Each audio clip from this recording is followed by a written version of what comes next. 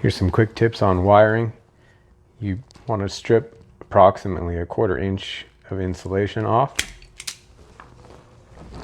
Now we're going to put a butt terminal in place here. This is going to be a red terminal. Make sure the wires are twisted.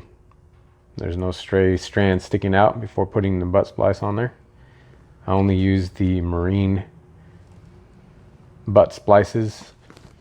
They seal things, keep you from having any corrosion or wire problems in the future. And then you just match up the color code on the crimp tool with the color of the terminal.